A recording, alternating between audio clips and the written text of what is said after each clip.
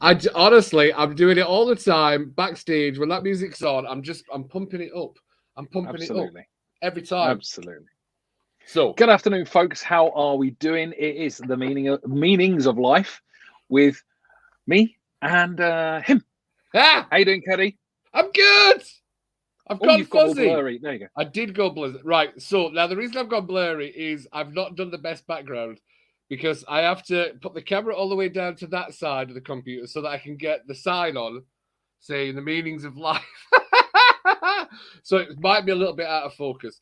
Now we've got lots of things to talk about. Hi to everybody. I'm Cuddy Cudworth, the proud founder and owner of Monkey Mind Relaxation, and today's host joined by the fabulous, the one, the only, the legend that is, don't look around, Graham Nichols.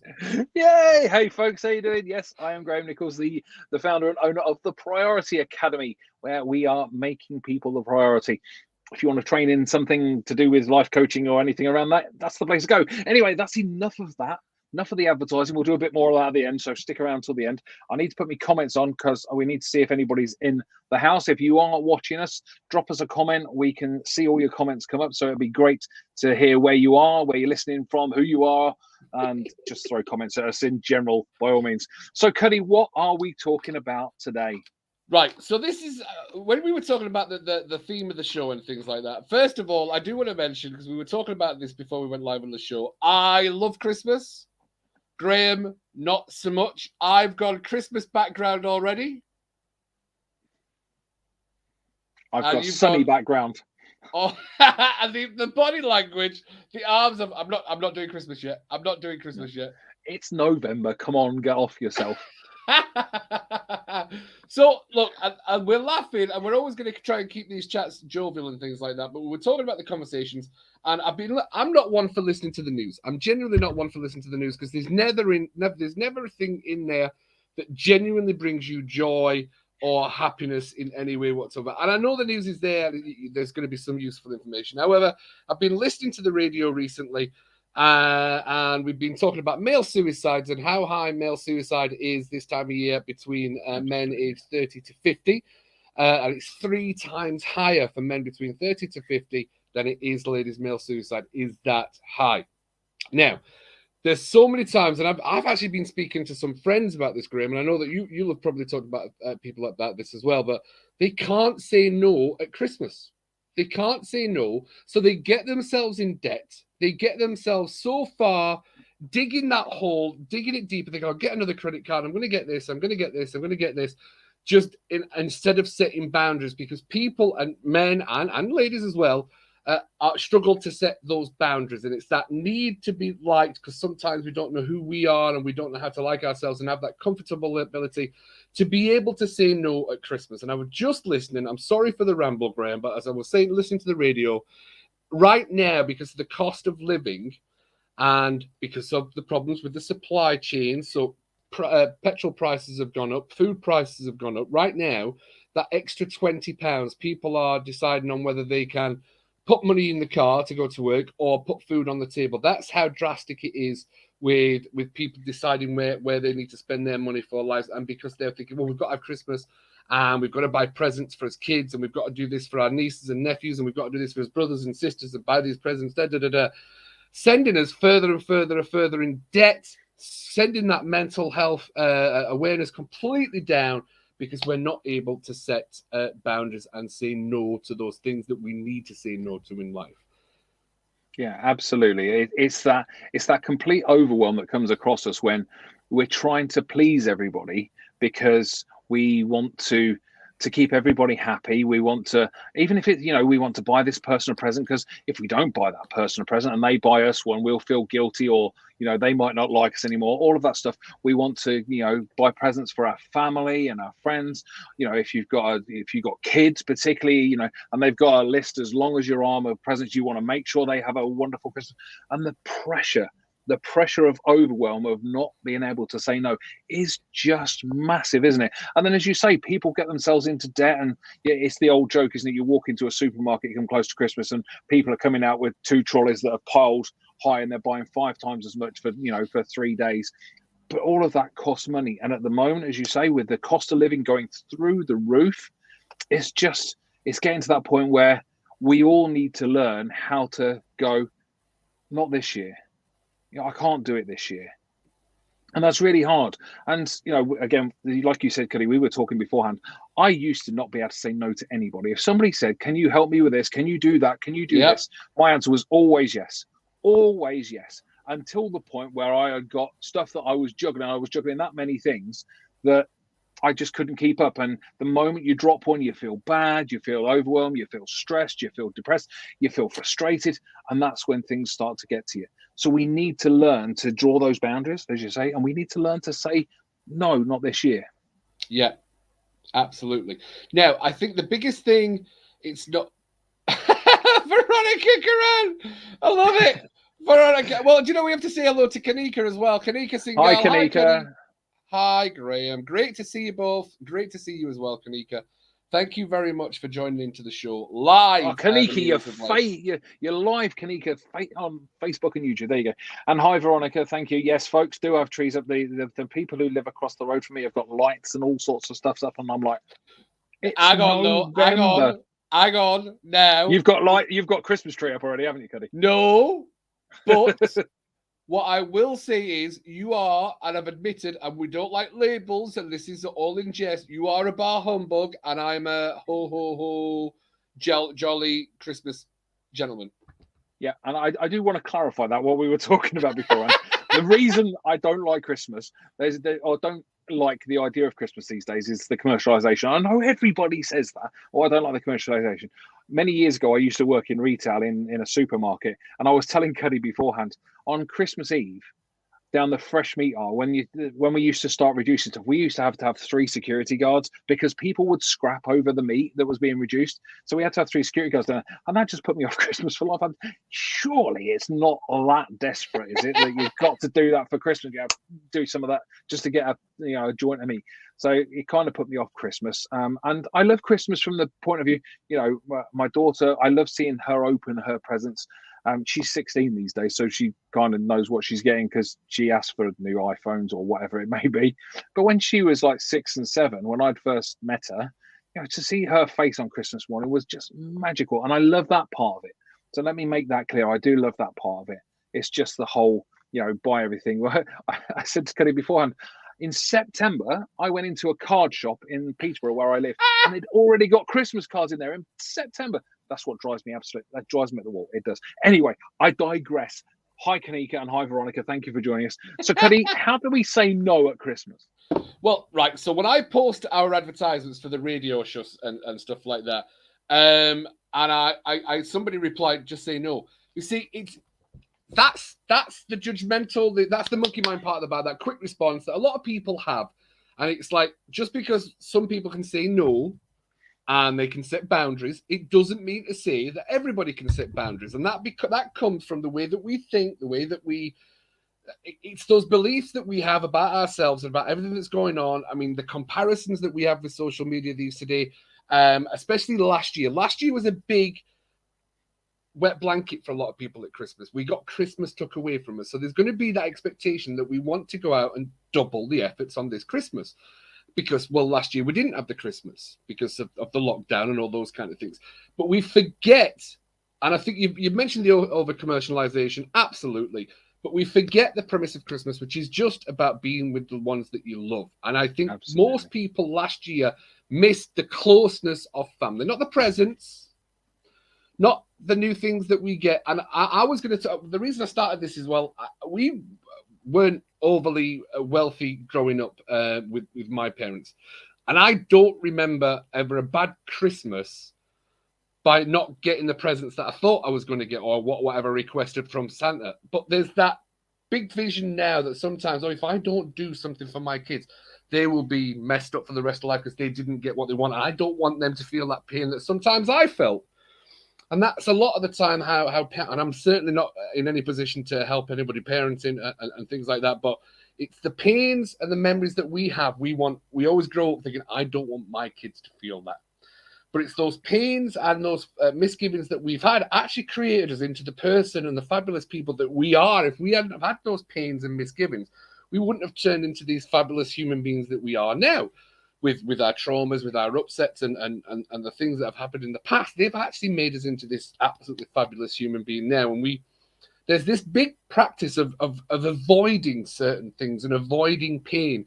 And a lot of people, and I don't know if I genuinely want to talk to you about this, Graham, is whenever you go around now, I'm a big listener.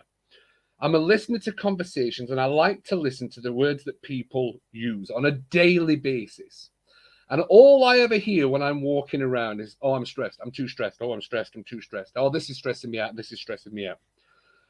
So if you're getting stressed out in daily run-of-the-mill things, and stress is a big driver of people's mental health, sometimes people don't really understand that. And the management of stress, I was just doing an interview today with a newspaper about the management of stress. And we have to have stress. That's never going to go away. It's how we manage the stress, and setting boundaries. And especially this time of year is going to be a phenomenal stress reliever for any of our listeners, for anybody that tunes in. What is it like? What do you, I don't know if you're a keen listener that like I am. Something I learned years ago going through this journey of becoming a life coach and understanding people talking emotion, not actually talking. They talk in emotion. People will tell you your life story or their life story the first 3 minutes you meet them. Yeah, absolutely. It's funny you should mention that. I was stood in a coffee shop the other day waiting to get my takeaway coffee for Paula and I. And there was two ladies stood in front of me who had ordered and were waiting for their coffee. And they were both, you could tell by their body language they were stressed, but they were so desperate for their coffees to come out quicker because they were busy and they had to get somewhere, and they were just, and the conversation really was, oh God, why can't they just hurry up? I'm so stressed. I need this coffee, but I'm so stressed because I've got to get to work and I've got to do this and I've got to do that. And I just thought, whoa, and there you are. That's the pressure. Imagine Christmas pressure on top of that. Whether you're working over Christmas or whether you get time off over Christmas, it doesn't really matter. There are different types of pressures. But if I can throw something back at you, Cuddy, stress is a form of fear. Yeah. Stress is a form of fear in the fact that when we're stressed, we fear losing something in the future. So if we don't do a good enough job, we get stressed about losing our job. If we don't buy our family presents, we get stressed about, or maybe fearful of losing connection and love with them. Is that a key driver to stress over Christmas, do you think? That the fear of loss of love and connection?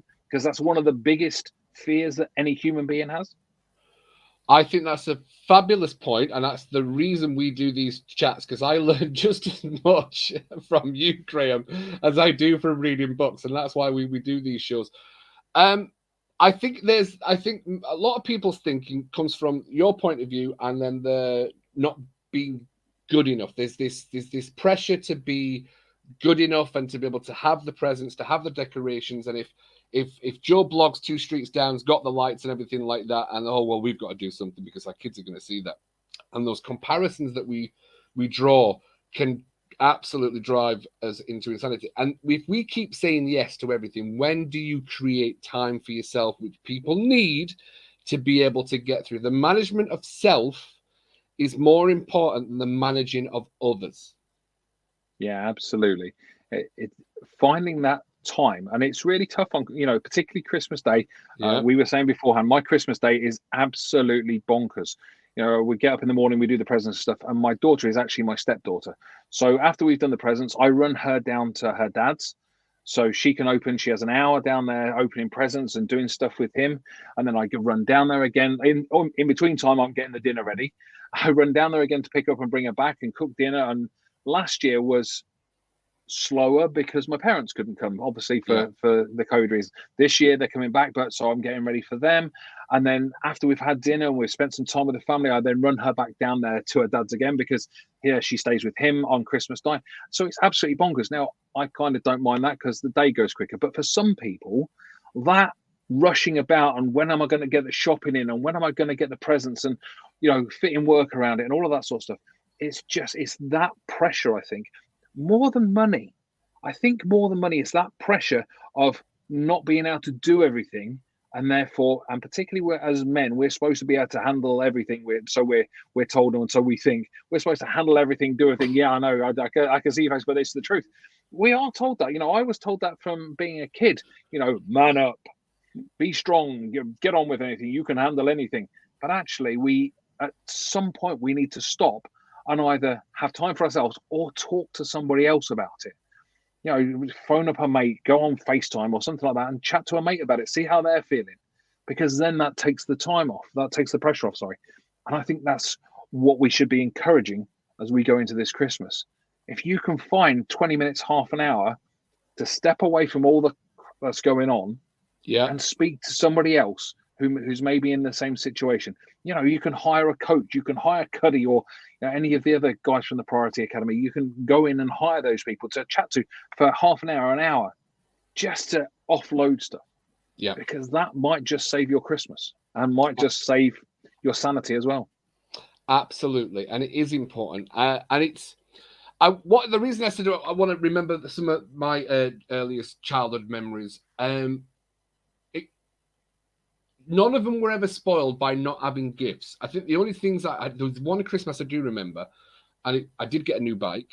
I don't think the brand of the bike was exceptionally good, but I did remember getting it. And I remember cycling around my village on my bike on Christmas Day in sunny weather, and that was the actual downside of the Christmas, was there was no snow.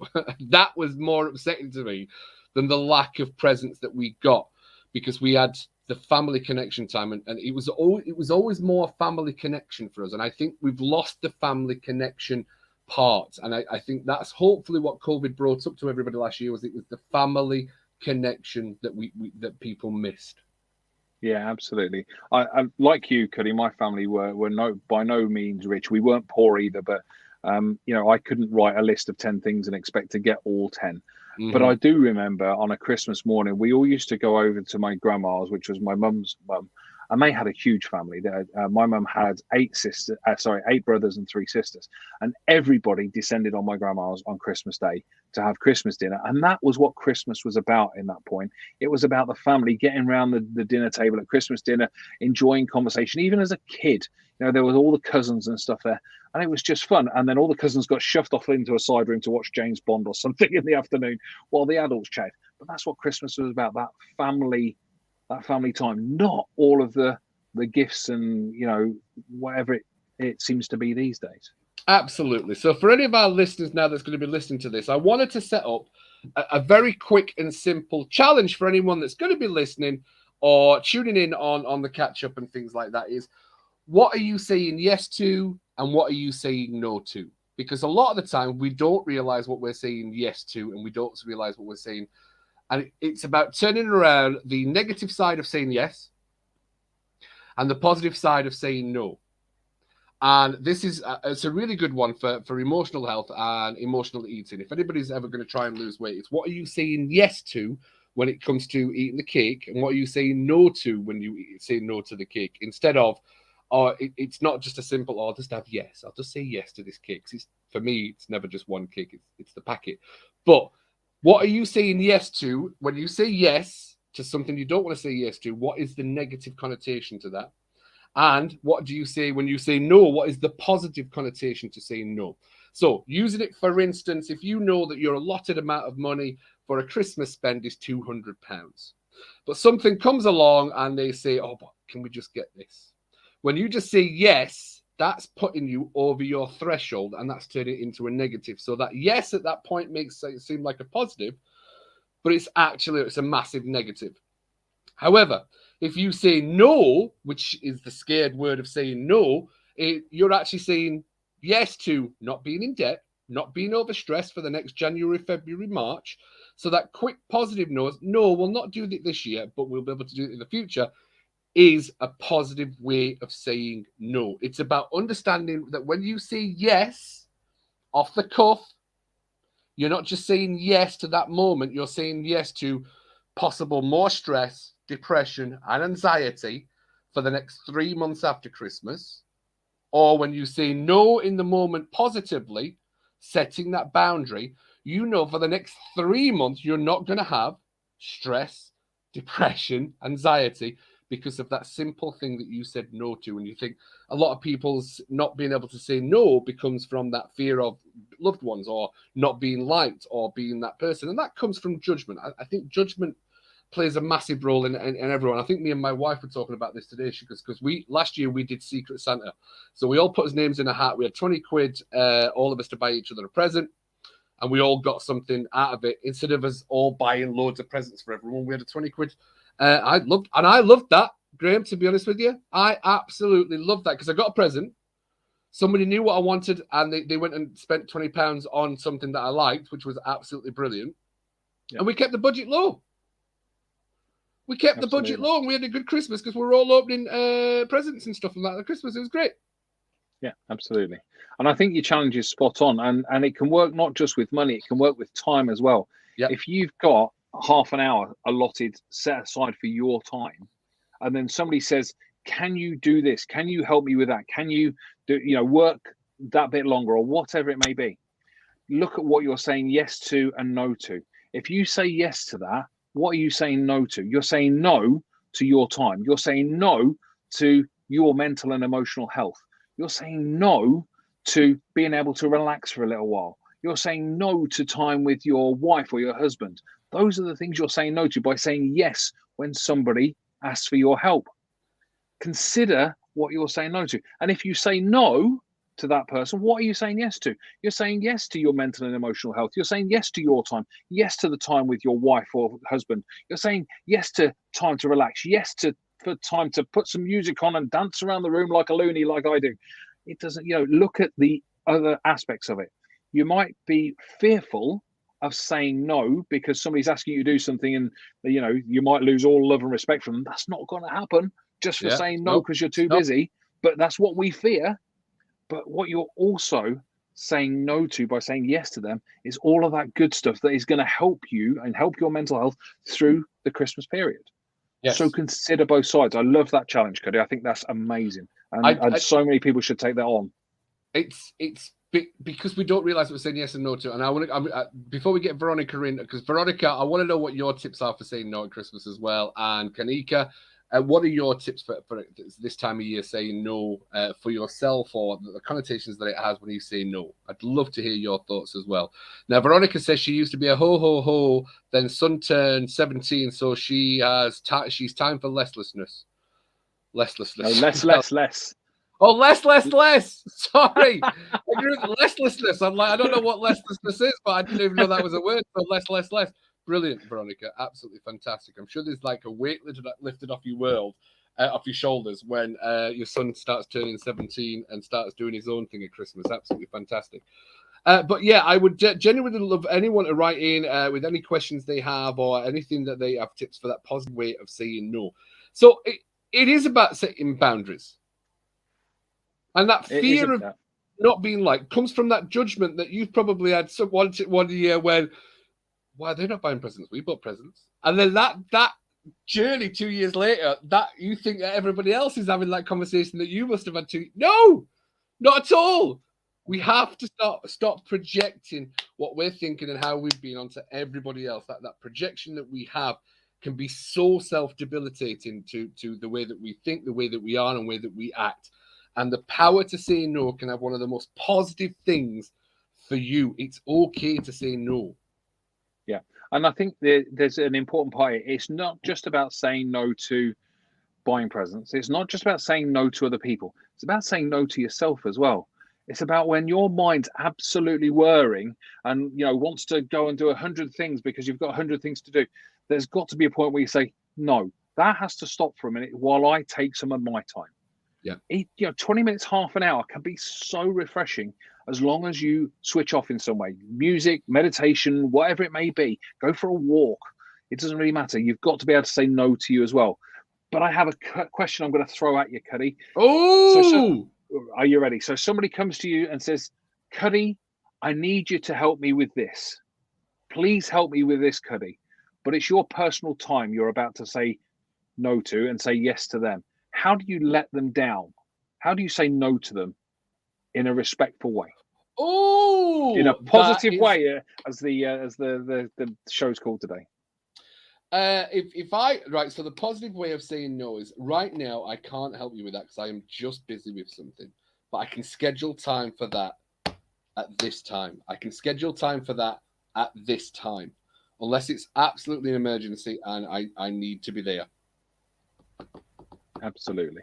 Yeah, I think fair. as long as you apologize, and as long as you saying, but I can help you at this time when you've got the time, I think you're doing everything you need to, because you're saying no in that moment. You're setting a clear boundary, and that is so important. It's like walking into a field that is just endless, and you feel like you're walking forever. If you don't have a boundary there, you're just going to keep walking and walking and walking, and maybe fall off the edge of the earth or something. You need to have that boundary to stop you. You know, if there's not boundaries at cliffs, people fall off. And that's exactly what happens with our mental and emotional health. We keep going and going and going until eventually we fall off the cliff. So we've got not to the have end that, of the earth, because the earth's not not the flat, end of it. Graham. I just didn't know if we were going in a different veneer there. Well, listen, I didn't want to, get into that argument, but I honestly believe Christopher Columbus fell off the end of the earth. So, but no, I don't. That's fine. But I think it's an important message, isn't it? Saying no stops you falling off the cliff, doesn't it? Okay, I've got a question for you, Graham. Oh, here we go. Hang on. Because you're a parent. I know you're a step parent, but you're a parent. I am. Graham, I asked my other parent for these earphones, and he's not going to get them, and I need the earphones so that I can do something with the earphones. Graham, can I get some earphones for Christmas, please? Okay. I would love you forever, Graham. I'd love you more than the other parent if you got me some earphones. Okay, so emotional blackmail comes into this. You obviously have been around kids at some point, because most kids are very good at emotional blackmail in some way, shape, or form. We've already got your presents for this year, I'm afraid, and we've already agreed to your Christmas list. So I'm afraid I can't add anything. I'm really sorry. And I know you'll be disappointed, but maybe you can put it on your birthday list for May. Oh, I got tingles. I got tingles, Graham. I did. Good or bad tingles, that's the thing. I don't know if the central heating has just kicked in and the heating's gone on, but I got tingles when you were cold as ice. You were cold as ice. It's a boundary. I mean, I gave you puppy dog eyes. I said I was going to love you more than the other parent. Yeah, I'm not one for emotional blackmail. I'm just not. My daughter will always tell you, when she and Paula first moved into my house, obviously kids are very good at when they're not getting what they want, they can throw some crocodile tears out. And my daughter will always tell you the first time she ever said that to me is, I turned to her and went, tears don't work in this house. And every time from that point on that she went to cry, tears don't work in this house. Until the day that my wife, unfortunately, had lost one of her horses. It had passed away. So my wife was stood in the kitchen crying into my shoulder. My daughter walked in and went, Mummy, tears don't work with Daddy.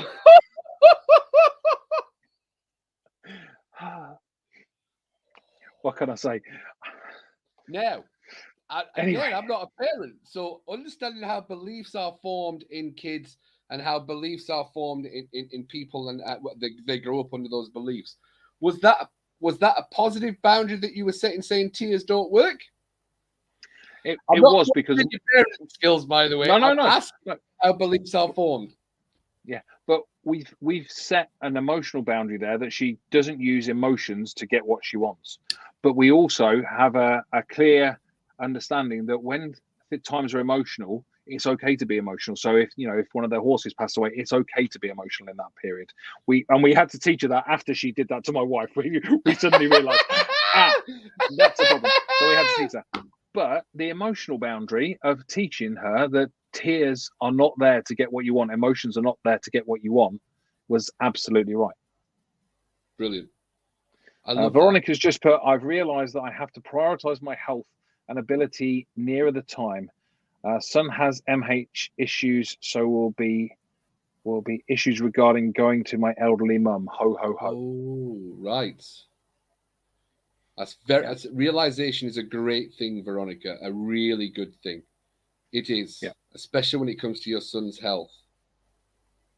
Yeah. Absolutely. And prioritizing your health so that you can be there for him and for your elderly mum as well is absolutely critical. It's one of the things that we teach as coaches, is that to help somebody else, you must help yourself as well. Yeah. Because it's the old adage, isn't it? It's the old story. If you get onto a plane and they're doing the whole safety thing at the front, they always tell you to put your mask on first. And the reason they do that is, because if you can't breathe, then you can't help anybody else. Yeah. So it's always put your mask on first, and that's exactly the right adage for ourselves as well. We must look after our own health, and particularly our own mental and emotional health first, so that we can help other people. If we are spiraling down into anger, frustration, stress, depression, anxiety, how are we going to help anybody else? So we need to look after ourselves. When you are spiraling in a downward motion, it's so disempowering for you, because those emotions are such powerful emotions that it's like a fog.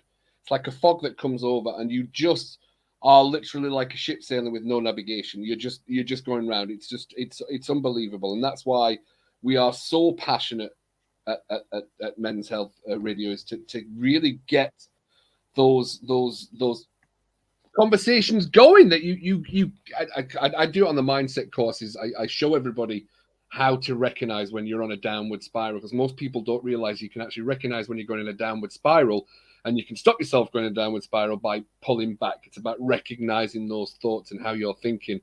You're sending yourself on that downward spiral. That's something that I learned a long time ago, because I'd been in that spiral for 6 months and I didn't understand what was going on. So that was a massively powerful thing to be doing. So come on, how do you recognize going in that downward spiral then? Just give us an overview. So that people I know. recognize that my thoughts are more insecure.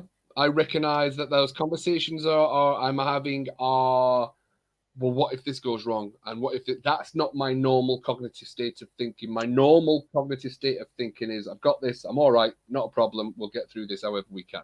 That's me in a normal state. Once I start thinking, what's my wife thinking? Does my wife love me as much as she did yesterday? Those insecure thoughts, that insecure conversation starts popping up. I have to recognize that. Nah, that's not normal. That's not normal thinking. You're heading to a downward spiral. So I can bring my thoughts back from the negative by using more empowering emotions such as love and gratitude and being actually positive, because that's what brings my thought pendulum back. Yeah, and I think the what you said there, because not everybody will feel like the insecurity of that. For me, it's if I'm starting to get frustrated with stuff. Yeah. So if I'm getting frustrated with Charlie the dog, if I'm getting frustrated with my phone not working properly, or the cooker breaking down as it did yesterday, if I get really frustrated with stupid things, then I know that I need to reset myself a bit. I know I need to pull myself back, because that's you're right. That's the start of the spiral, isn't it?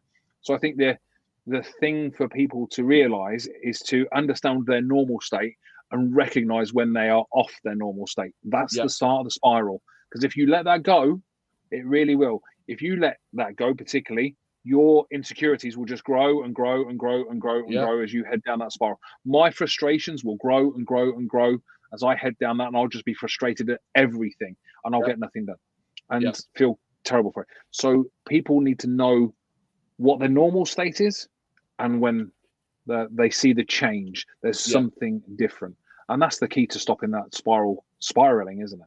And most people's, believe it or not, breaking it down into simple steps, most people, you can bring your thought pendulum back by sleep, water, or food. It's one of the three. It'll always more or less be either tired, dehydrated, or hungry. But that signal between hungry and dehydrated can be the same sense. So a lot of the times when you think, oh, I'm hungry, you're probably actually dehydrated. So sleep. And that's, believe it, I think we've mentioned this before. Whenever I'm working with clients, it's like, if I can get them sleeping, if I can get that conversation to stop and give them the tools to go back to sleep, a lot of this goes away. Yeah. And that's the meditation. You're giving yourself that 15-minute away from you for 15 minutes. I've always explained meditation as, it's a little switch that you're going to say, I'm going to turn off the light. I'm going to step away from me for 5 minutes, 10 minutes, 15 minutes, and then I'm going to switch the light back on. I'm going to come back and I'll be able to deal with that, because what I was going to mention is when we're saying the yes and the no, I think kids and family people don't always recognize when people are spiraling out of control, because that's an internal thing. Nobody's fully aware of what's going on the inside.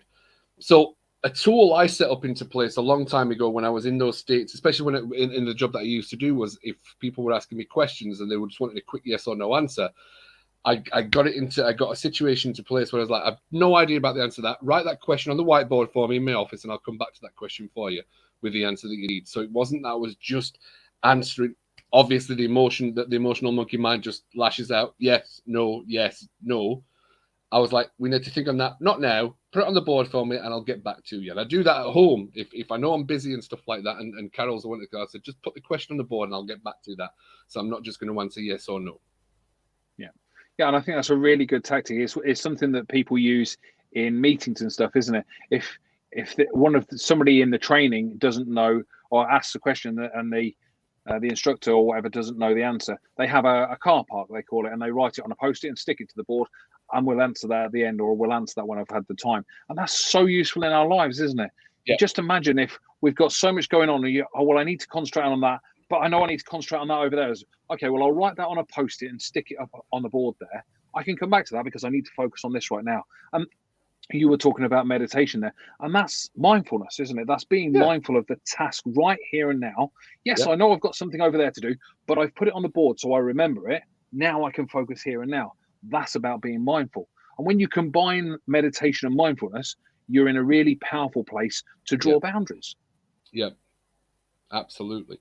And that's what it's all about. Because I mean, there is some of that. There's so many fun things going on at Christmas, and there's something. We were talking about that judgment, and I'll share an example of what my judgment was many years ago when I first moved to Scotland and stuff like that. My mum and dad always used to go away at Christmas because they wanted to be at home. They said, no, we've done family Christmases for years. We're getting out. We're going to go and have a Christmas holiday, and we're just going to be away from everyone. And for the first couple of years, I always thought that was strange. I was like, why do they want to be with family and things like that? And it comes to Christmas, and I'm like, well, Christmas is a family time. We should be with families and things like that. But they were great at setting boundaries. Like, nah, we've done our family time. We want our time now, which is we're going to go to Cyprus. We're going to spend 6 weeks there, and we're going to have Christmas in the hotel and things like that. No fuss, no drama. So I had judgment for that for quite a few years. I was like, well, I don't get to see my mum and dad at Christmas. Obviously, got used to it, so I always started going with Carol's family, and we were always doing Christmas. But the more and more we were going to the Christmas family thing, I was never getting what I kind of wanted at Christmas, because I'm not really that fussed for turkey. So I'm like, I've always remember my mum, my Christmases was always a beef joint or a rump beef joint, something like that. So for about first, I think 10 years of being up here, I was like, I've not had a beef joint for my Christmas and my Yorkshire puds, because I always have to have turkey. And I was never, I'm hoping that my family don't watch this radio show, because I'm really going to put it out there, is I actually don't like the way they cook turkey in any way whatsoever. They cook it the day before, they reheat it. So I've got dry turkey on Christmas Day, and I'm like, no, if we're doing turkey, you cook it on the day. But that's my belief system. That was the way that I wanted turkey. It doesn't mean to say it's always done like that. So I think maybe about 4 or 5 years ago, we did start getting my contracts changed. So I started getting Christmas at home, and I mean, my wife were like, should we just do Christmas on our own and have a beef joint, and we'll just watch what we want to watch, and we'll not do. And we did, and we started setting that boundary 4 years ago. And ever since then, our Christmas has been absolutely great. We get the roast beef, we get a really nice beef joint that we've got, a special beef joint that we get. We get the food that we want. We get to watch what we want to watch, and we get to do. And then we go and meet the family at night time. We go and play games, and we talk about the presents and everything, all those kind of things. But we have our Christmas to ourselves. And it's strange. I had judgment about my parents years ago doing it, and then I've started doing it now because we've set that boundary. Because me and my wife just like being on his own at Christmas. Yeah. I've got a friend who did a similar thing. They 4 or 5 years ago now, they started their own business. My friend and his wife, and as it came up to that first Christmas, they tried to do everything, even though they were running their own business, and it was still busy over Christmas, and taking in money and trying to spend out money on presents, and they just tried to do absolutely everything. And they were so shattered by the time January came. But of course, their business is still their business, and they have to keep going. So the second year, they decided they weren't doing presents at all. They just said to people, look, I'm really sorry. Our business is still growing. It's not taking off massively yet.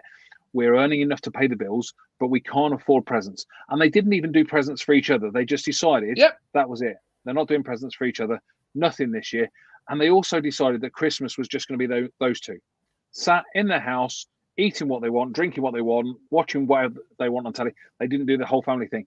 It annoyed their families massively, but they were so much happier because there was no pressure on them. They bought what they wanted. What they hadn't got in, they didn't follow through with. So they now, every other Christmas, they do a Christmas on their own. They do one Christmas with the family and all of that sort of stuff and do presents. The following year, they have it on their own. Winds their families up something terrible, but their mental and emotional health for it is so much better. Because even the Christmases that they've got all the family and that around, they know the following Christmas is theirs. So they can deal with it for that Christmas, because the next Christmas, we're on our own. We've got our own thing. And their mental and emotional health is massively better. And that's what I love about, call it reverse judgment or whatever. It's just like when we're talking with our friends and family around, and I listen. I'm a listener. I like to listen to linguistically to see how people are talking, and I can pretty much see how their mental health is. By the way that people talk, you can see that it's not a projection. It's quite clear how people speak sometimes, and I see a lot of my wife's family go through, and we get those conversations. Oh yeah, we've got the mother over this year, and we've got this going on, and oh yeah, we've got this going on. We always, me and my wife always laugh, say, why don't you just? Seems to cause you a lot of upset. Why just not do it? Why just have a YouTube date? No, we can't do that. I can't have the family right. I can't have this right. I can't have this right. But they're never really happy about it. And there's this whole drama. The whole December is this worry, this upset going to it because there's an expectation, and you're living a life of expectation instead of living a life of what you want. Because again, we get that belief system, I can't say no, and I can't. And it's just such a. I think. It's funny because you said your friends, they're the ones that are laughing probably on a daily basis, knowing that we have the Christmas. I know me and my wife, we have the Christmas that we want and stuff like that. And I see the stress and the worry and the anxiety and a lot of the case depression that goes on around me because they're not willing to set boundaries. Absolutely. Yeah. And you know, I've already said that I'm not a Christmas fan. And I remember before I met my wife, my Christmas shopping was Christmas Eve. I was the typical bloke. I really was. As everybody else was pouring out of town, I was walking into town to just buy whatever I could for presents and that. And that in itself leads to its own mental and emotional health issues, because all of a sudden you've got a massive pressure on you that if you don't get presents for the ones you love, you kind of, you're screwed, aren't you? Because the next day's Christmas Day. So making the choices, and these days, Paula and I, we make the choice to start earlier. You know, we have started Christmas shopping. I hold my hands up. We have got some Christmas presents already because we then. Do you know what? It doesn't because I spread it over time. Yeah. It's like doing some of the shopping for Christmas Day, the food on Christmas Day. I've already started doing that. Each week I just grab a little bit more of the Christmas stuff so that it's not this massive shop in the Christmas week when I've got so much else going on, because it helps me. It helps my mental and emotional health to know that I've got some of the presents in already, so I'm not rushing about, to know I've got some of the food in already, so all I've got to do is get some fresh stuff in Christmas week. It just helps me relax a bit more about Christmas. Yeah. And I think that's the important thing. I know, you know, in November, there shouldn't be Christmas stuff in shops, in my humble opinions, but actually it helps my mental and emotional health from the fact that there is, and I can start buying stuff. Yeah.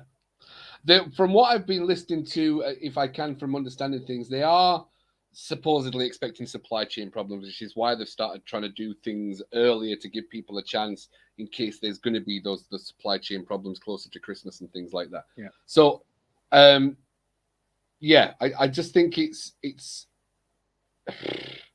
where does the confidence come? I know where my confidence to say no comes from. Where does the confidence to be able to say no come from? It's all right us saying it, say just say no. It's not about just saying no. Where does the confidence come from knowing?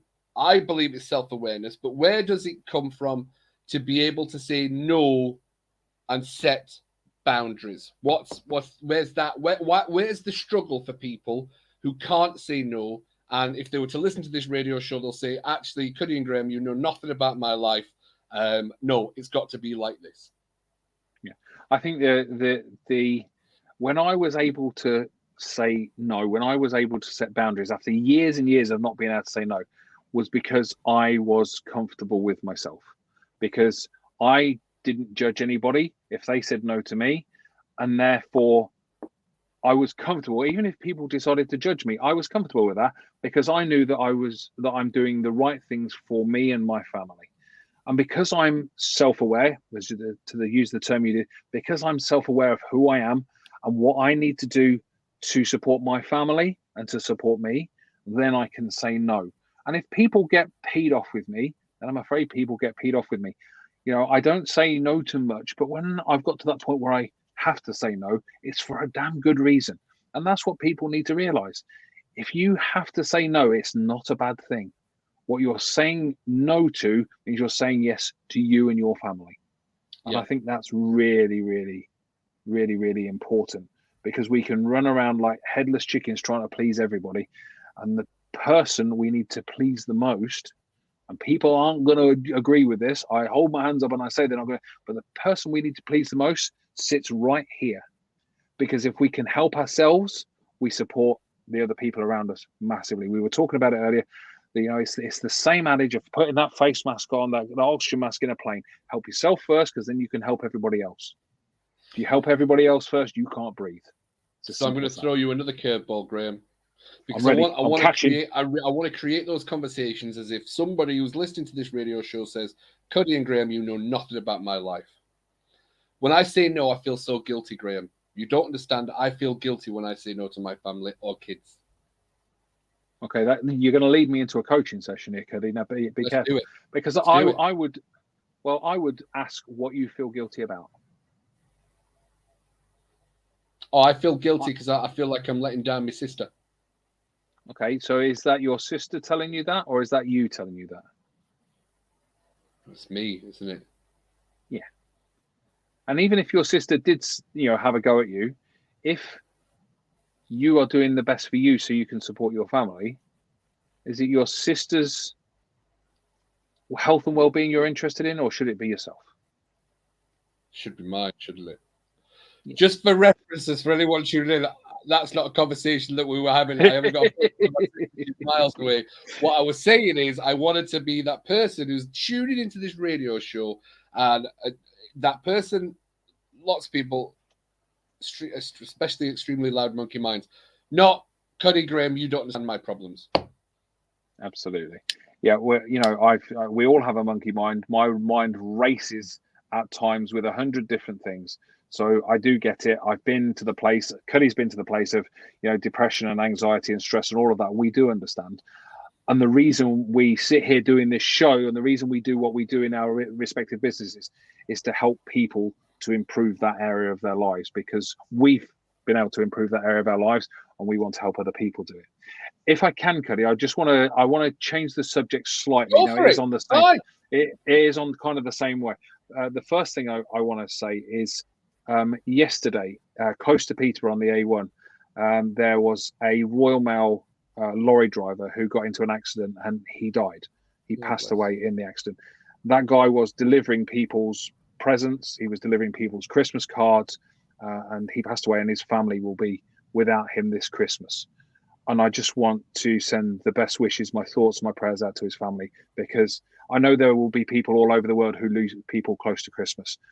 So if that's you, then, whether it's the Royal Mail driver or anybody losing somebody around Christmas, my heart, my thoughts, my prayers go out to you, and particularly to that guy, because he was delivering all of our goods and presents and cards and stuff. So my heart really does go out to his family this Christmas. And I just, I wanted to send that out to him and his family. Oh, that's beautiful, Graham. Thank you so much. And tomorrow is International Men's Day. Yeah, that was what I was coming on to next. The International Men's Day with the 19th of November. Obviously, it's talking about all of our health from a men's health point of view, but particularly we obviously want to focus on the mental health, the emotional health part of International Men's Day. It's so important that we as men start to realize that we are not an island, we are not insular, we are not just on our own. There are men around the world out there who are in the same situation, that think the same things, that feel the same things, and that need to talk the same way as we all need to talk. Yeah. And on International Men's Day, I beg and implore every single man out there who thinks they're on their own to reach out to somebody. You can reach out to your family member, you can reach out to your friend, you can reach out to coaches and therapists, like reach out to Cuddy and I, and just do something different to help yourself. Because if you're struggling with your mental and emotional health, what you're currently doing isn't working. So do something different. Strength does not come from gritting your teeth and holding it all in yourself. Strength comes from being able to say, I need help. That's real strength. And that's what us men, we need to be taught that, because we're not. We're taught, be strong and be brave and stiff upper lip, particularly here in the UK, that kind of thing where we just have to be, the man, we're the man and we need to keep it all in and all that sort of crap. The strength comes from reaching out and asking for help. It really, really does. So on International Men's Day tomorrow, you can do it today if you want to, but tomorrow particularly, change something. If you are struggling with your mental and emotional health, change something, because what you're doing is not currently working, and reach out to somebody and say, I need help. Simple as that. Yeah. 100%. Change is hard, but staying stuck where you are in depression is even harder. And to touch on that, I've always said this, most of my clients are ladies. Ladies are so quick to say, I've got a problem with this. I need help on getting past this trauma, everything that's happened in the past. A lot of the times, and I always talk about this, it was when I went to the doctors, I didn't know what was going on with me. I didn't understand. I didn't know I was in depression, first of all. I didn't know what depression was. I thought depression was a dirty word, and only that was like a schizophrenic kind of thing that people had. It was high up on the serious list of mental health diseases. I didn't know what depression was. It is being in a funk. It is not knowing and just waking up with your shoulders down in the morning and reading books and thinking, no, I'm going to make it the best day ever. And then by 9:30 in the morning, I'm like, no, I'm absolutely screwed for the rest of the day again, and wanting to lash out and being emotional and not understanding why I wanted to cry, not understanding why I couldn't look people in the eyes, not understanding why people wasn't helping me, because I wasn't saying I needed help. That was the thing. I wasn't saying, I don't know what I'm doing because I feel stupid. I'm a guy. I'm 6'2". I'm 3 feet wide. I don't know. I didn't know how to deal with those things. I'd had great parents and things like that. And yes, I'd seen hardships with my parents and things like that. But I didn't know. So when I went to the doctor, and the doctor said, he literally just I always mentioned it. He just gave us the phone number for the Samaritans. And I'm like, I don't want to commit suicide. I don't know what's going on. I'm just constantly down, insecure, angry, upset. And even the doctor didn't say it was depression at the time. He just said, do you want some tablets for him? I'm like, no. What is it to do? It's just what you're going through. It was like, it's horrible, man. And it's that pressure on your chest where you can't breathe because no one understands what you're going through, that just keeps you stuck, scared, and not being able to move. And that pressure of that pressure that you've got someone sat down on your chest, an unknown entity that you can't see. Once you've talked about it and you're just like, oh shit, it's gone. And somebody asked me the other day, actually, Graham, someone we both know, and he says, how come you only do 4 sessions? I've heard cognitive behavioral therapy is supposed to be over 5 to 20 sessions. And I said, because my first 3 clients, I said, I do this for 4 sessions. We got on the results that they wanted, and they moved on and living their best life. It was ladies. It was actually ladies, believe it or not. And it was Tony. I'll tell you, it was Tony who said, "I come here and only doing it in 4 sessions," because that's kind of what we've been able to do. If for that short amount of time, the cogs start opening up. You realize those, once you ask those questions, you start coming to those realizations. You're like, oh, it is me. Oh, I can change and I can do something about it. And it's not as hard as you like to think. But yes, it's because you're practicing avoidance that anxiety and depression is going to stay with you.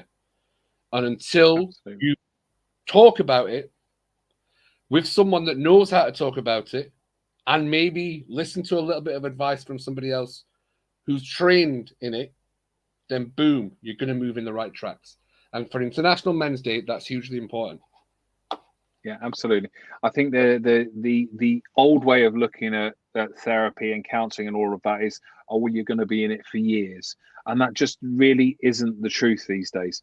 We know so much more about how the mind works, how the unconscious mind works, how to make stuff conscious and cognitive, and how to help people shift, that it just doesn't take that time.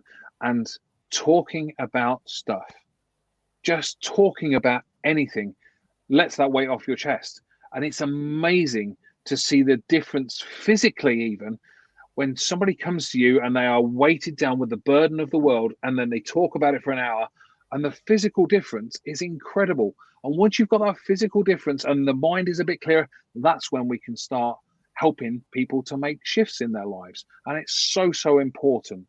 I've just seen Veronica. Many men don't talk and don't go regularly to a. I don't want to go to a tablet. They plod on a self-critical. Yeah. Absolutely, hiding the truth. Absolutely, Veronica, you're absolutely right. That's what we're taught from a young age, and it's utter rubbish. The best thing you can possibly do is talk about it, because it opens your mind up to the different possibilities. When you're in that place and you've got your blinkers on, that's all you can see. When you talk about it, you take your blinkers off it, and you've got so many more options to, release yourself. And you've got to talk to the right people. When you're starting this is where this big connotation, or I've been talking to someone and they say, you'll get over it and you'll move on. No, because they don't know how to deal with a problem. So when you're talking to your friends about it that are not trained in it, they're fighting their own battles. A lot of the times people are saying, you'll get over it or you'll be fine tomorrow, is because that's what they've been telling themselves. So if you're not talking to that professional, you're not going to get it resolved. But the second you start talking to the professional, it gets resolved. And Absolutely. There is so many out there. I mean, Graham, off to the top of your head, how many professionals do you know that can help in a snap? Thousands. Absolutely. Thousands. I could put people in contact with thousands of people. And it's a bit like I trust I could pick out straight away. Yeah. It's a bit like, if you get heart palpitations and you're getting them regularly, you go and see a doctor, because that's what doctors do. Why on earth, if you've got mental and emotional issues, why wouldn't you go and see a professional who deals specifically with mental and emotional health issues, like a coach, like a therapist, or anything like that? That's just what you need to do. So Reach out tomorrow, and for the rest of Christmas, when it's getting to you, reach out to somebody who can help you. Yeah, absolutely. Right, Cuddy, we're coming. I can't believe 57 minutes have gone already. I love doing this radio show so much that it just flies by. We should be on here for 3 hours or something. Anyway, with just a couple of minutes left, and I know we did this at the start, but tell me what Monkey Mind Relaxation is and what it's all about. Monkey Mind Relaxation is very simple. I help men and women get past anxiety and depression. Now, I'm going to say anxiety. Now, there's a term, general anxiety disorder, which means if you've had anxiety for more than 6 months, whether that's social anxiety, whether it's health anxiety, whether it's any kind of anxiety that you think that you're having, getting past that, and depression as well.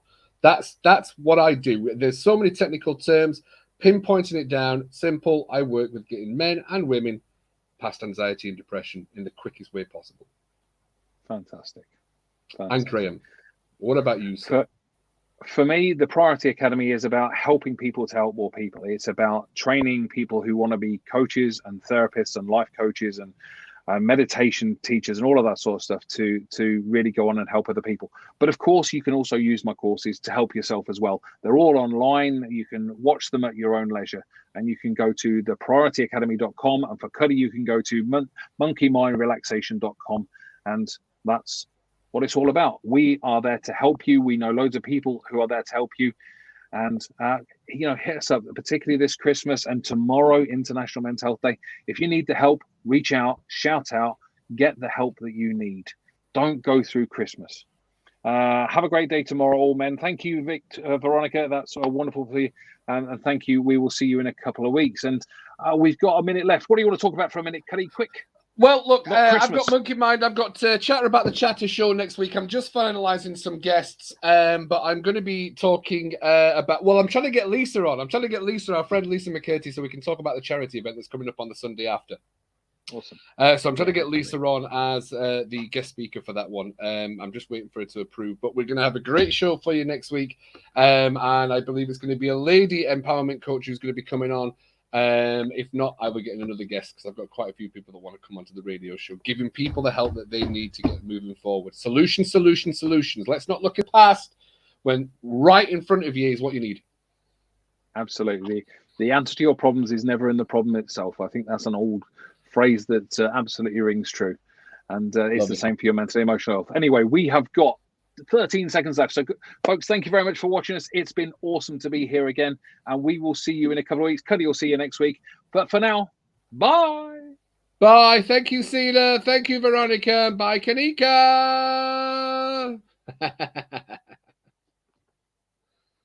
Hang on, we're still live. We're going to stick around. I think Cena falling asleep. Are we that boring? Keep talking. No, we keep talking, and then it'll just cut off mid-conversation. That's why I'm always like, do we carry on talking at this point towards the end? Cena! He did say, Cena said he had bad internet connection in Berlin, where he is. We could be here all afternoon, Cuddy. Awesome. What we're going to do a 2-hour show? Is this going to be a 2-hour show? Cena's not watching. Fantastic. Let's carry on. Yeah, Cena's fallen asleep in Berlin or something, and we can just carry on. Talk about the NHS course that we've created. Absolutely. Yeah, we created a course specifically for people in the NHS to help them with their own emotional health because they've been through so much over the last 18 months, nearly 2 years now, that it's incredible. So we created a course for that. And if you're interested, if you're in the NHS or if you know somebody in the NHS, reach out to Cuddy or myself and we can give you the link. It's absolutely free. There's no cost to it whatsoever. We're not charging people for it. We just want to help. So if you are in the NHS or know somebody, then please reach out to Cuddy or myself. You can reach Cuddy on his Facebook page, the Monkey Mind Relaxation. You can reach me on the Priority Academy Facebook page, and we would love to share the link with you and whoever you would like to share it with, so that we can help the NHS. That's why we did that completely free. Absolutely, helping people with stress, resilience, overcoming overwhelm, and the belief that we're not good enough, and so much more. Actually, it's a phenomenal a little mini course that we put together. I really enjoyed doing that. Graham. It is, and I think it will help an awful lot of people. The more people we can get into, if we could get into the NHS. So if anybody out there knows how to get into the NHS and to people who can share it in the NHS, we'd love to hear from you, because we'd love to be able to get it in there to help a lot of people. So, if I'm sure Russ isn't listening, but hey, Russ, if you're listening, if you've got some ways in, then we would love to hear about them as well. We would happly do it as with Men's Radio Station as well through that. So if anybody out there, Cena, if you are listening and your internet's not gone, then please pass that on. We would love to get people into that course to help out. We're still going. I don't mind. It's fine. We're going to keep going. Look, we're getting the extra time here, so we're going to use this. Graham, if you could wish for anything at Christmas, what would you wish for? I see the corny part of me says world peace, but I guess that's not going to happen. I would just wish for time with my family, with my wife and my daughter, just to spend quality time, chill out, and all fall asleep in the chair after a hearty Christmas lunch, I guess would be my answer to that. What about you? What's your Christmas wish? PS5.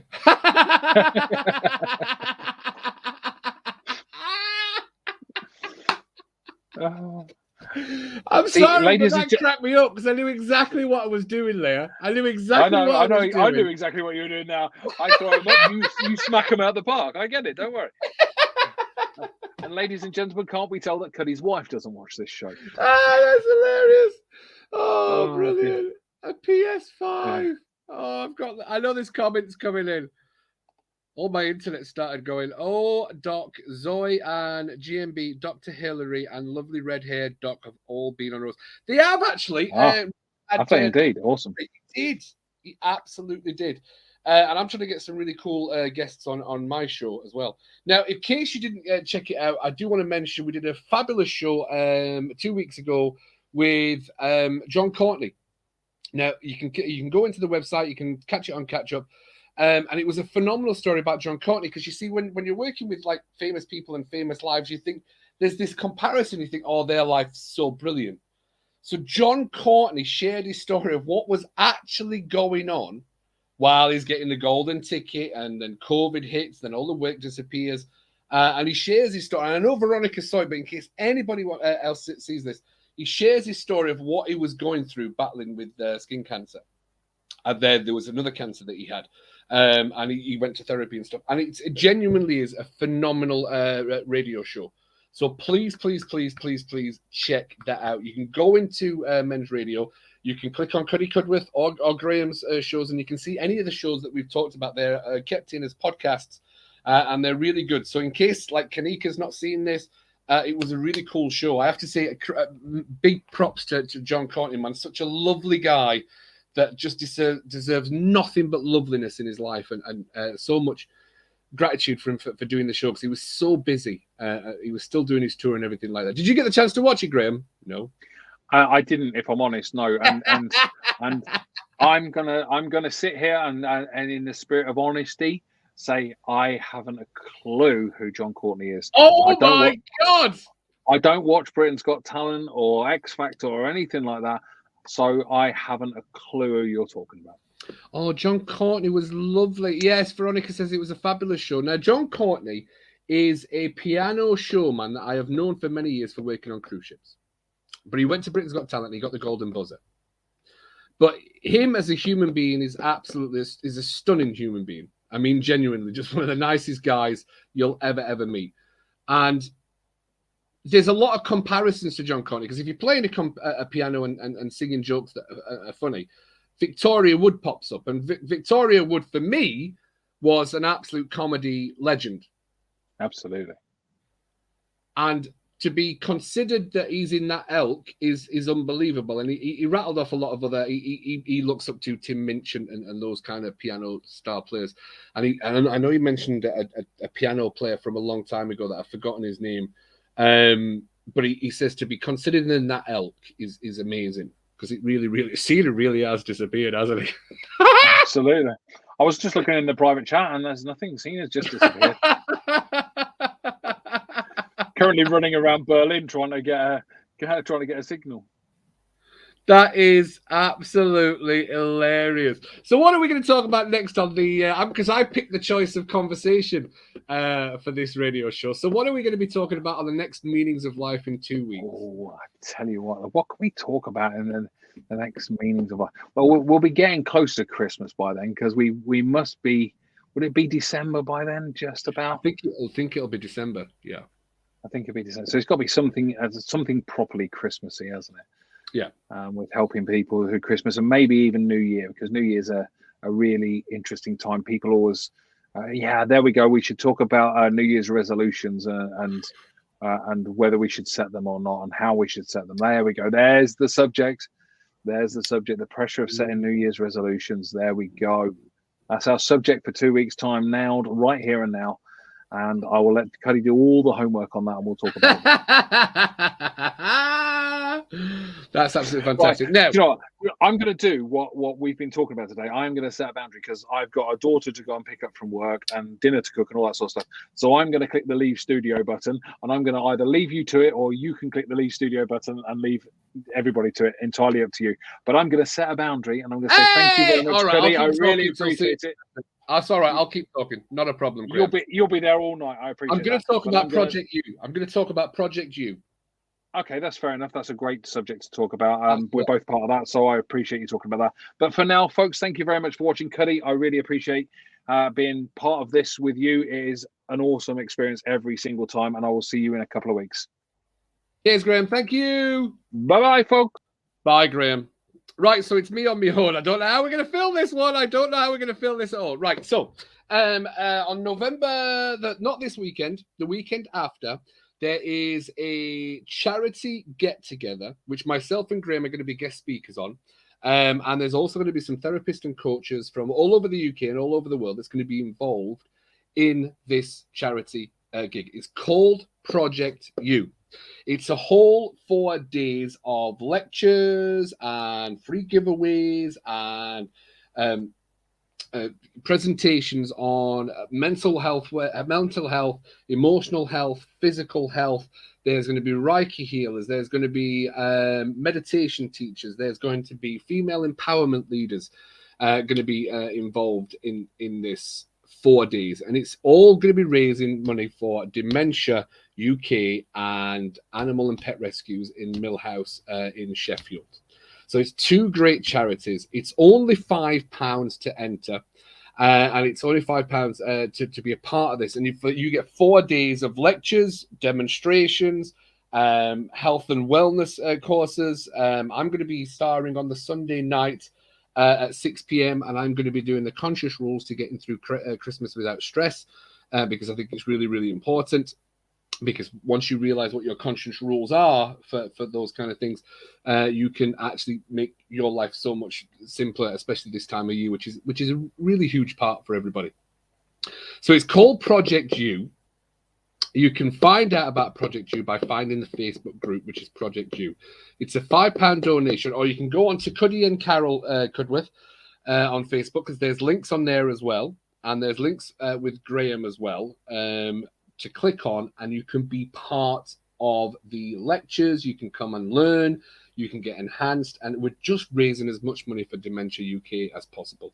So it's a phenomenal charity. It's a 4-day event with health and wellness lecturers and coaches and therapists from all over the world that's going to be involved in this. I've been extremely lucky to be involved in this.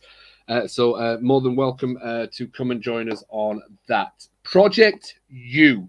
I wish I could write it down. Oh, is that right? That's hilarious, Veronica. The ABC of CBD is at 6. So keep going, Cuddy. So I have an hour of talking.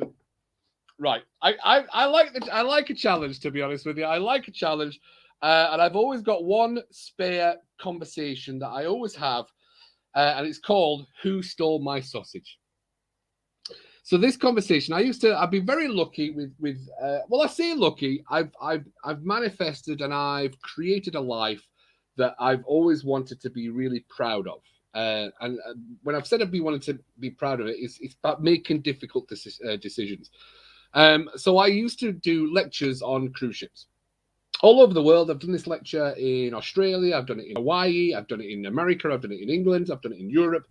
And it's a story of who stole my sausage. And it's a story of accountabilities of your feelings and emotion are yours and yours alone. If you keep giving away the power of your emotions to other people, you'll forever be let down, upset, angry, furious. And it was a story that I created because it was something I used to do. I used to blame other people for how I was feeling. So I created this story of setting expectations of getting a sausage at breakfast. So consider yourself, Project You, I love it, Veronica. Consider yourself going into a buffet for breakfast. Now, you've got the mindset in the morning that you want a nice breakfast, sausages, bacon, but you're like, I really want a sausage. So you're going to attach an expectation of, I really want a sausage for my breakfast. And if I get a sausage for my breakfast, I'll be really, really happy. I'll be really, really happy. I want a sausage. And if I get a sausage for my breakfast, I will be really happy. So you go to the breakfast. The whole buffet is laid out for you. When we had buffets, I suppose COVID times have changed that. So if you've got a buffet of your breakfast and you think it's all right, there's 7 people in line, there's 8 sausages sizzling away. I'm the 8th person in line. I'm going to stand in line or a queue for my sausage. So you stand patiently thinking, I'm going to have a good day today because I'm going to get a sausage. 2 people leave. There's 6 sausages left. You can smell the sausages. Now, bear with me, Veronica, because it's a story. So you have to really get the picture of you getting a sausage for your breakfast. And if anyone else is listening to this as well. So you're waiting in line and you can see loads of people around in the restaurant, but you're stood waiting. 2 sausages gone, 6 less sausages left, 6 in line. 2 more sausages go, 4 in line, 4 sausages left. You're still getting your sausage. You know it's going to be a good day. You sat there, 2 people leave, 2 sausages gone. There's 2 people in the line. You're 1 person away from getting the sausages. You're stood in the line. You see somebody in the peripheral vision come round from the other side of the restaurant, not join the line, come in, take a sausage and walk away. Now that pause right there was dramatic effect of someone's just stolen your sausage. Now you saw them. They came all the way around from the side of the restaurant. They just came around, looking around, took a sausage and left. That was your sausage. The shock and the horror of somebody stealing your sausage can absolutely ruin your day if you let it. You've set the expectation. Now, I meet people on a daily basis that will come and talk to me and say, actually, could you just want to let you know somebody stole my sausage 20 minutes ago and I'm really, really frustrated. Understandable. That's terrible. I walk on a little bit further. Somebody else comes and talks to me. Could I'd just like to have a chat with you? Yeah, how can I help? I just want to let you know someone 4 hours ago stole my sausage and I'm still angry about it. Wow, you're still thinking about the sausage after 4 hours and that's really still bothering you now. I then carry on walking around. I meet somebody else. They come, can I have a chat with you? Absolutely. What would you like to chat about? I said, Cuddy, I want to let you know someone 6 months ago stole my sausage and I'm still thinking about that sausage stealing now. 6 months we're thinking about somebody stealing our sausage. I meet somebody else. They said, Cuddy, actually, can I have a chat with you? Yeah, not a problem. How can I help? Just want to let you know 4 years ago, somebody stole my sausage and it still bothers me now. Now, there's a moral of the story is it's not just about the sausage. There's actions and there's acts that happen in our life. Something can annoy us. People can cut us up. When you're driving to work, somebody else cuts you up. Now, your monkey mind absolutely likes to create drama. It likes to look for drama. We can often find that we like to, because we're feeling in a bad mood, we like to look for other things that create us having a bad mood. We're looking for reasons to stay in the bad mood. So people can look for a reason to stay in a bad mood because someone's stolen the sausage. So I'm feeling down. I look for things to make me carry on feeling down. That's kind of strange things that we do as human beings, but we do. The thing is, what happens is our monkey minds, our imaginations can play havoc with us. Because what we can do is we create a story. It's just somebody. We create a meaning to why something's happened to us that's not always real. And we can start living a story instead of our lives. And that's a really powerful word or a sentence. We start living a story instead of living our lives. So the story is the meaning that we create of why something happened to us. So if you're creating a story, now the first time people tell you the story is, oh, somebody stole my sausage this morning, it really annoyed me. That can be frustrating. Now, what our monkey minds like to do and our imaginations like to do, we like to personalize that. We can create that mindset where everything's about us. So we can embellish on that story. But what we don't realize about embellishing on that story is it's creating an emotional effect within us. And that emotional effect is what sends us on that downward spiral. Now, that story that we're creating, that's not always true, because what we do is we like to create a story and jump around. And if there's a gap in the story, we create and fill that story with an emotional part that's not always positive and empowering for us to have that positive mindset. And I've met people that have said, well, I was stood waiting and this person looked at me, realized I wanted to have that sausage. And they waited until 6 people left, and they did it purposely just to come and annoy me. And they looked at me when they stole the sausage, then they ran off laughing. And a lot of that comes from imagination and emotions, and it's not always true. Plus, we've created an expectation that if I get the sausage, I'll be happy. Now, I had to start changing the way that I was thinking, because I would create an expectation that if something happened to me, then I would be happier. And that's not always true. So the story and the moral of the story is it doesn't matter who's stolen your sausage. It's the fact that your emotions and your feelings are yours and yours alone, and you're in control of those. Veronica, if you're watching this, I'm sure you're very much aware of that. You're in control of what and how you are feeling. If you start blaming others for how you feel and how you are on a daily basis, you're relinquishing control over your life. And your life is your life and your life only. And once you start mastering how to create those stories that are true and empowering, you might see a change in your mindset, your emotions, and your life. And it's a phenomenal thing for you to create and learn how to create those stories that are real and acceptable, and how we attach our emotions to certain things. And I've been that kind of person that I attached my happiness. If you're that kind of person that attaches your happiness, I'll be happy when this happens. You've created a story and a scenario that you're not happy now. So I would always try and suggest to everybody, especially when it comes to the Who Stole My Sausage stories, now be happy now whether you've got the sausage or not. And do whatever you can to be happy with or without the sausage. Because you'll see, and that's the power of gratitude. That is genuinely the power of gratitude. And you can't have depression and gratitude at the same time. And if you can create and muster gratitude about when you're going out for a walk, we do create our own happiness and sadness once we realize it can be changed. Veronica is so right. You are 100% right. And honestly, I'm so grateful that not only are you sticking around, but you're listening to the Who Stole My Story sausage. So Who Stole My Sausage story. So it's that imagination and that story creation and filling in the gaps with basically not facts that germinates our bad emotional health and our frustrations and our anger. And that's very much prevalent in everyone's life these days, especially if you're constantly watching the news. It's fueled by fear, sleaze, worry, and upset. So how do you think your life is going to be if what you're taking in, the information that comes in, is negative, is bad, disempowering, full of sleaze, and full of upset? How do you genuinely think that your life is going to be on a daily basis? Probably not the best. So I always set the intention first thing in the morning of how my day is going to be. And I think it's such a powerful, important thing for people to do, that if you get your mindset right, and I'm a big believer in mindset, and that's why I do my mindset coaching. I do group coaching to make it affordable for absolutely everybody. The next one's coming up in January. Is if you can set your mindset from early in the morning and learn how to stop overthinking. Yes, overthinking is just a habit based in fear.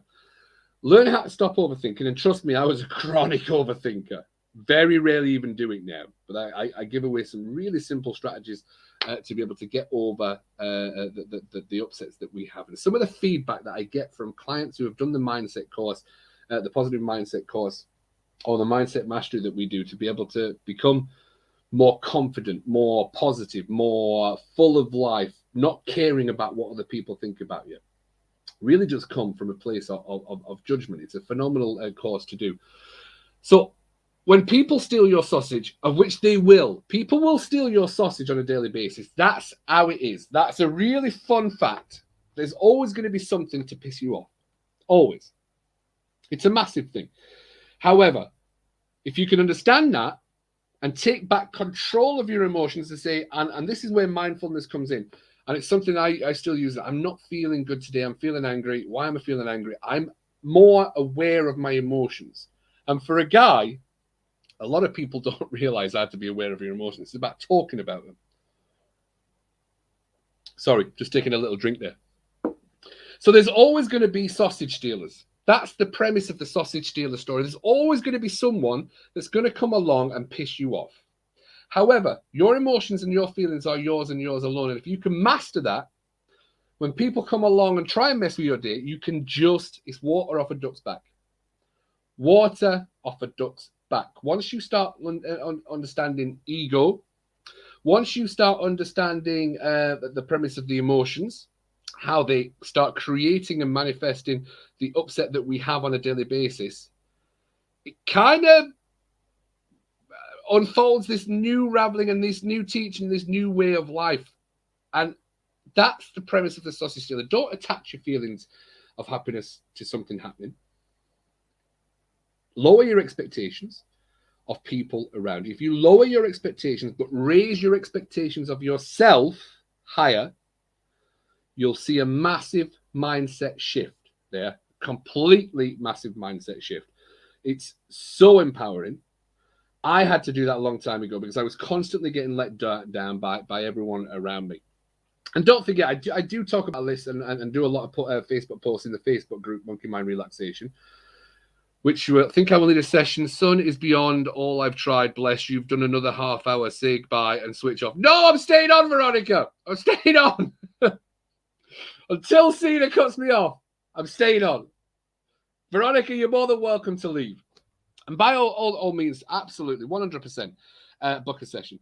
But the whole thing about you, look, we've talked about this, and hopefully, Veronica, this will help you as well, is, and trust me, I've had problems with the family as well. Family has always been very dear to me as well, but you can't change people that don't want to help.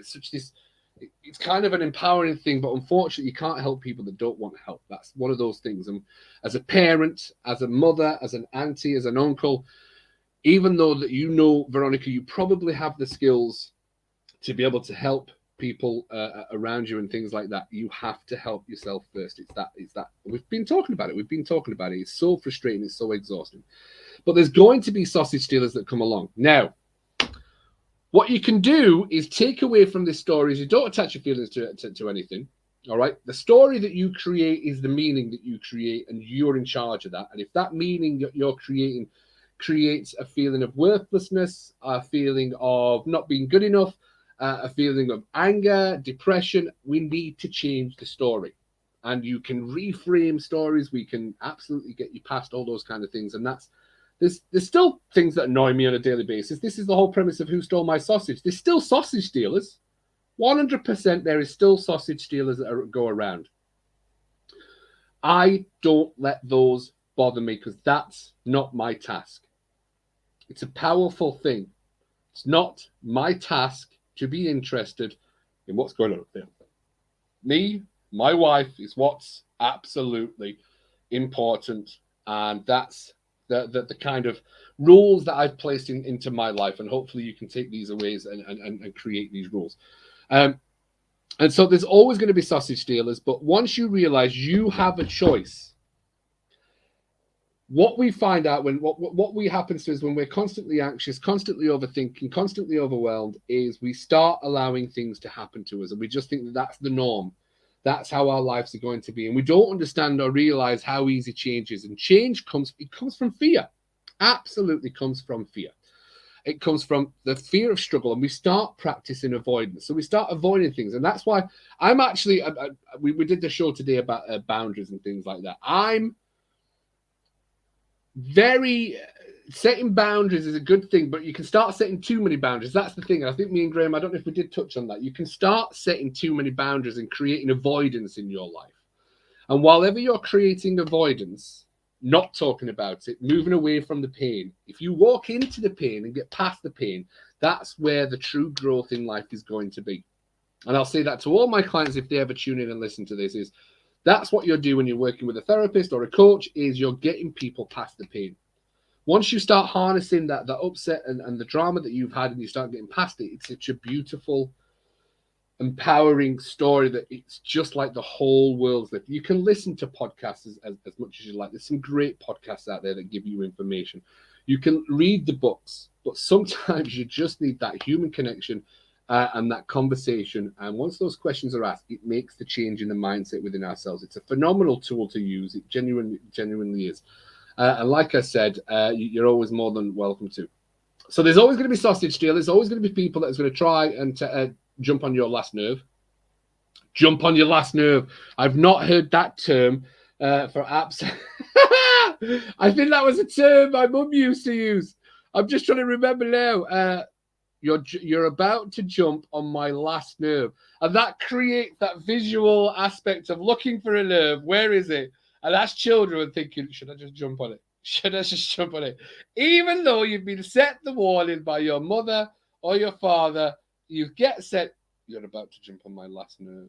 The seriousness there, that just creates the visualizations of jumping on that last nerve. So it all starts with thought. For a lot of people, they don't realize it starts with thought. How we are thinking and how we are being thought, thinking creates the emotions.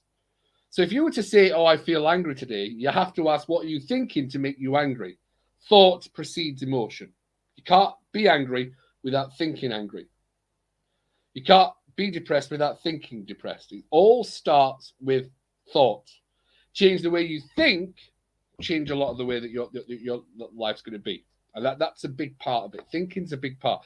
We don't understand, still so many people don't understand how thought, and when you're sat ruminating with those thoughts, it's so detrimental because we keep it insular, we keep it germinating. So if you can think of, we would actually at the men's dipping group that we've created, we were talking about analogies for thoughts and how do you understand what's a good thought and what's not a good thought. So Veronica, I don't know if you're still tuned in on this one, but I always ask, this will resonate with some people. Does anyone remember the game Frogger?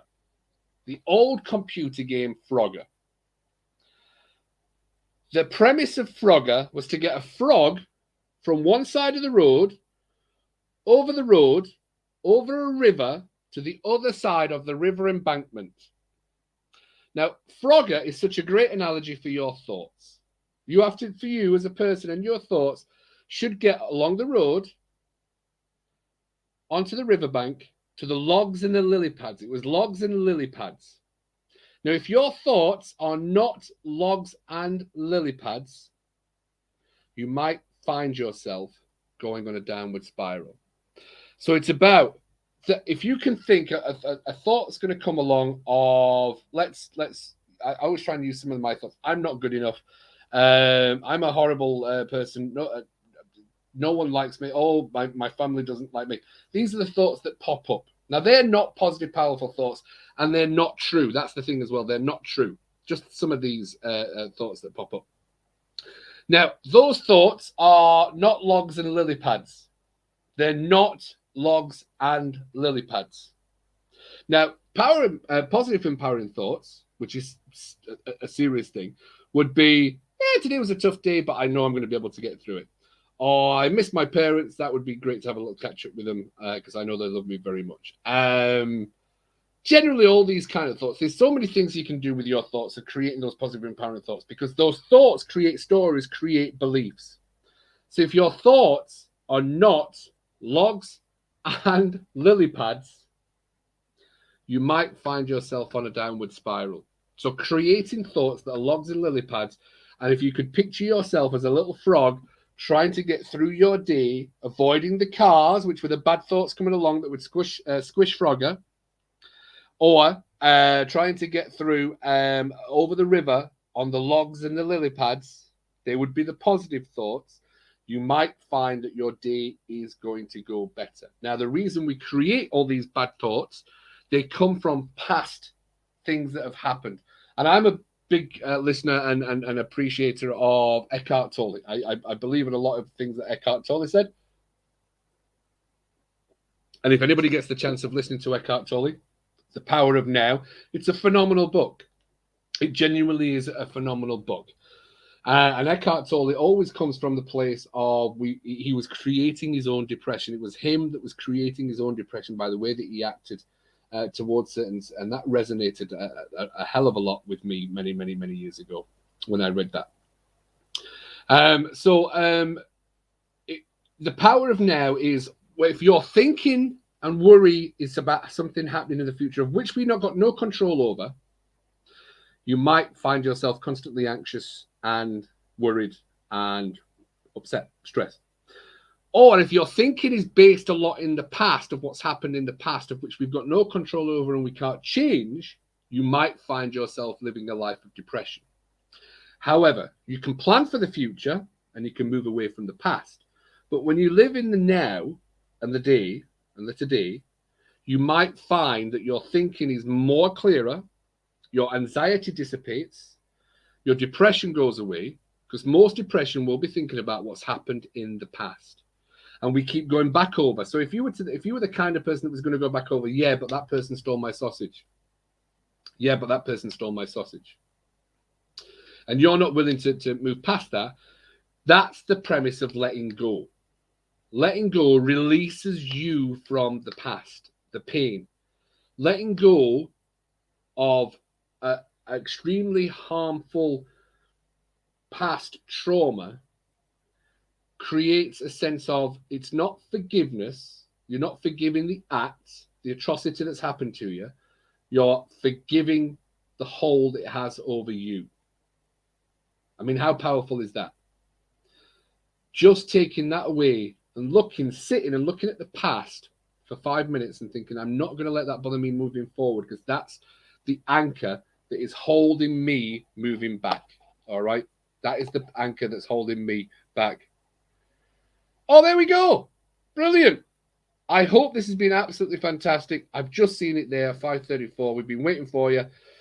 Thank you very much. Goodbye from me. Thanks, Cena.